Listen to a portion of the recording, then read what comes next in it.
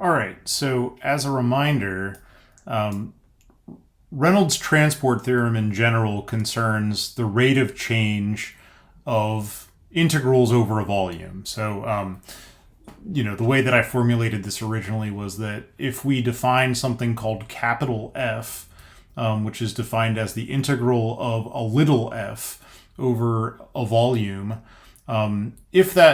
most conservation equations concern what happens to like the rate of change of an integral like that if I follow the material. And what Reynolds transport theorem does is it allows us to calculate the rate of change of capital F, or some extensive property of a material, so the rate of change of that following a fixed amount of mass.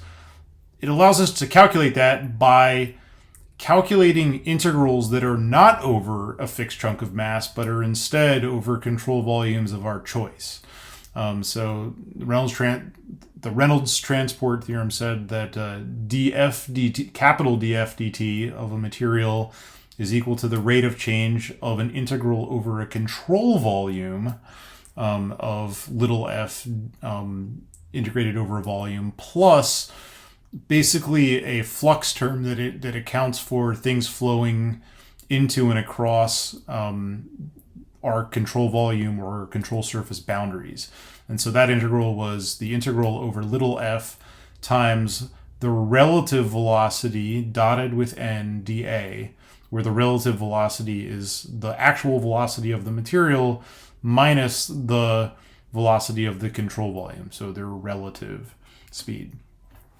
All right, well, I'm going to modify that now to, include conservation of linear momentum. So that's the topic of this chapter. So what I'm going to do now is I'm going to rewrite that in a way that applies to linear momentum. So the conservation of linear momentum, the principle says that the rate of change of momentum of a fixed amount of material is equal to the sum of external forces. So the rate of change of momentum, so what is that? That is the little chunks of mass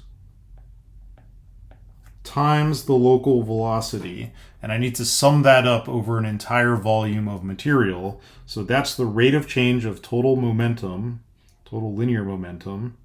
And from that, I can identify what I mean by capital F and little f in Reynolds transport theorem. That should be equal to the sum of the external forces acting on that control, or acting on that material volume. So from that, we can identify that little f is just density times the local velocity, which is a vector, just to remind you. And then that's equal to the sum, so the total linear momentum of that material, the rate of change of the linear momentum of that material is equal to the sum of external forces. The sum of external forces is a little bit weird in the sense that it includes there's a lot of different ways you can have external forces. So this includes things like pressure distributions on the outside of our body. So this includes like pressure, things like shear stress distributions on the outside of our body. It might include body forces like gravity. And often we will actually lump, like it's often convenient to lump things like pressure and shear stress that are acting on the outside of like a solid body as a reaction force. So we'll often lump those things together and just treat them as a reaction force from a solid boundary.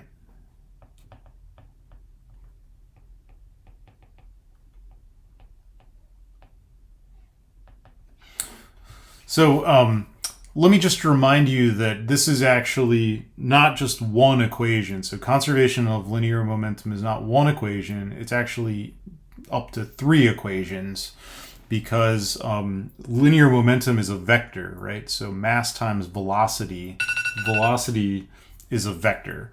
So it's got 3 components, an x component, a y component, and a z component. Or if you're in some other coordinate system, there'll be other components. But in general, conservation of linear momentum, because it's a vector equation, actually has up to 3 equations tucked in there that we have to keep track of.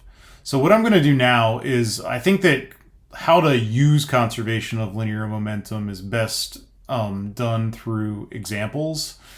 So I'm going to do a number of examples that help walk you through how to do this. One other thing that I should point out now that is a little bit unique to conservation of linear momentum is that recall that, this is basically Newton's law, and it only applies in an inertial frame.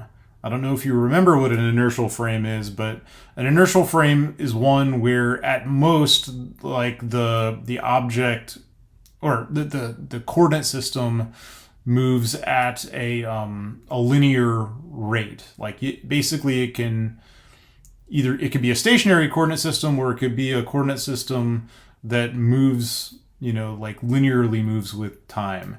It can't be an accelerating coordinate system or anything weird like that. So this equation only applies in an inertial frame.